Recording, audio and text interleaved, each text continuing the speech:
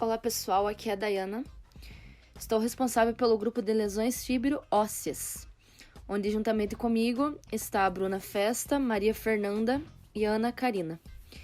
Então o nosso grupo vai falar um pouquinho sobre essas lesões e cada uma das características delas para vocês entenderem um pouquinho mais. Então, as lesões fibro-ósseas, gente, são caracterizadas pela substituição de um osso normal por um tecido conjuntivo fibroso, ou cemento, que contém um material mineralizado. Sendo as mais comuns, as que a gente vai falar agora, que são displasia fibrosa, fibroma ossificante e displasia cemento óssea. Vamos começar aqui então pela displasia fibrosa. Ela é um processo, gente, de má formação benigna, constituída por tecido fibroso com disposições em redemoinhos que surgem ali ao redor. Ela comete apenas um osso, sendo ela assintomática. Na verdade, aqui as 3 lesões que eu vou falar são assintomáticas, ela não gera dor ali no momento para a pessoa. Mas se surgir alguma inflamação, alguma coisa ali, pode surgir dor. Mas geralmente são todas assintomáticas. Voltando aqui, a displasia fibrosa, ela é de crescimento lento e geralmente envolve a maxila ali. E tem uma foto aqui para vocês darem uma olhadinha, onde mostra ali a região superior que foi acometida. Essa displasia, gente, tem como diagnóstico você descobrir pela história, apresentação clínica, nos exames radiográficos e, quando necessário, em exames histopatológicos para a sua confirmação, como a biópsia. A transformação da displasia fibrosa em uma lesão maligna ou sarcamentosa, ela é uma complicação rara, geralmente não acontece. Essa doença ela se manifesta através de uma tumoração que pode provocar diversos sintomas e depender ali do tamanho, da região em que ela está localizada. E o seu tratamento, a principal feito do dentista é o manejo cirúrgico, fazendo a reseção da lesão e reconstrução da área afetada. Agora vamos falar da segunda lesão, que é a displasia cemento óssea.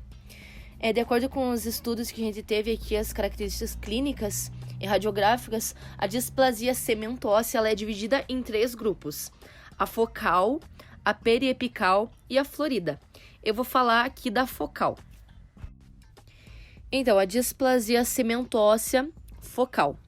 Ela acomete principalmente a região posterior da mandíbula, podendo acometer também qualquer área dos maxilares. Essa lesão ela é bem definida, a gente consegue observar bem. É uma lesão assintomática, como as outras também, e normalmente ela é descoberta em radiografias de rotina. Normalmente essa lesão não necessita de um tratamento, mas o paciente deve ser acompanhado e orientado ali para manter uma excelente higiene oral. Pois essas lesões são hipovasculares e possuem tendências à necrose, por isso é tão importante fazer esses exames. E o seu tratamento é feito com antibiótico e remoção do material mineralizado ali da região. Agora a Nina vai falar dos outros 2 tipos de displasia cemento óssea para vocês. Eu vou falar então agora da displasia cemento óssea periapical, sendo a segunda entre elas. Envolve predominantemente a região periapical dos dentes anteriores da mandíbula, sendo a presença de focos múltiplos comuns. Como as lesões fibroósseas vão aos poucos fazendo com que haja substituição do tecido ósseo, radiograficamente essas patologias terão características diferentes de acordo com a sua fase ou a maturação. Ela não é indicado o tratamento quando mostra infecção. E o que é indicado? Radiografias periódicas para verificar seu andamento. Como eu disse, elas têm características diferentes de acordo com a sua maturação ou fase. Então, elas são divididas. E na fase 1, ela é a osteolítica, que nesse primeiro momento existe a lise óssea. A característica radiográfica é predominantemente radiolúcida. Ela é radiograficamente idêntica a uma rarefação óssea periapical oriunda de um processo inflamatório, o que difere clinicamente a DPOC de uma rarefação óssea apical, o que é nesta última, o elemento dental acometido não apresenta vitalidade pulpar. Agora, já na fase 2, que é a cementoblástica, que é o estado intermediário, ele é representado pela densidade mista, que mostra que o tecido ósseo, no momento da aquisição radiográfica ou tomográfica, está sendo substituído de forma contínua pelo tecido fibroso. Agora, na fase 3, quando é a maturação, que é o estágio final, representa o ápice da posição de tecido fibroso na região periapical. Como você pode ver na imagem, ela é predominantemente radiopaca ou hiperdenso, envolta por halo radiolúcido, que é o hipodenso. Toda a extensão da raiz pode ser observada.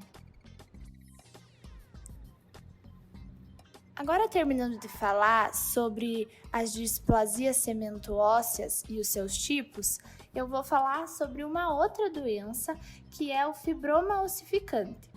Ele clinicamente aparece como uma massa focal de tecido, bem delimitado na gengiva, com uma base séssil ou pedunculada.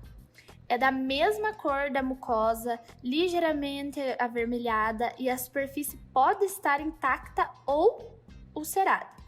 Ela aparece comumente no gênero feminino, predominantemente entre jovens de 10 a 19 anos de idade. O diagnóstico diferencial geralmente se faz com lesões que apresentam uma estrutura interna mista radiolúcida radiopaca, principalmente com a displasia fibrosa. As duas lesões, no caso a que foi citada primeiro, que foi a displasia fibrosa, e agora o fibroso, a fibroma ossificante, as duas lesões apresentam características clínicas, radiográficas e microscópicas semelhantes. O aspecto clínico radiográfico bem delimitado do fibroma ossificante e a facilidade com que podem ser separados do osso normal é o principal diferencial entre essas duas.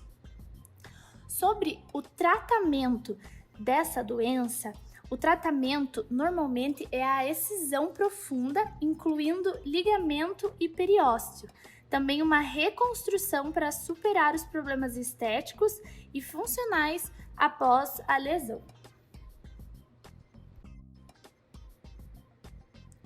Agora eu vou falar sobre a displasia cemento-óssea floral. Clinicamente, as lesões elas se localizam nas porções periapicais dos dentes que apresentam vitalidade pulpar, geralmente em região de pré-molar e molar inferior, que é acometido.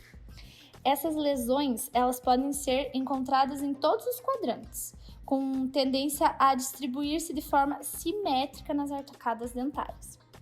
A DOFL é normalmente assintomática, sendo muitas vezes descobertas casualmente durante um exame radiológico de rotina.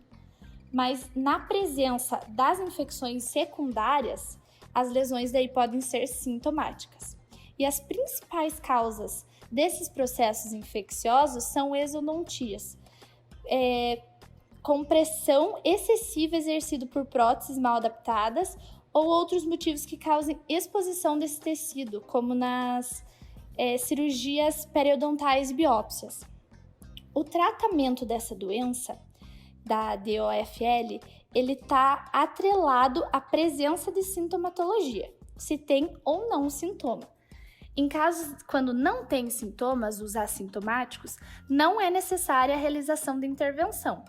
Apenas avaliações clínicas e radiográficas com uma certa frequência, observando se existe alguma alteração no comportamento clínico imunológico das lesões.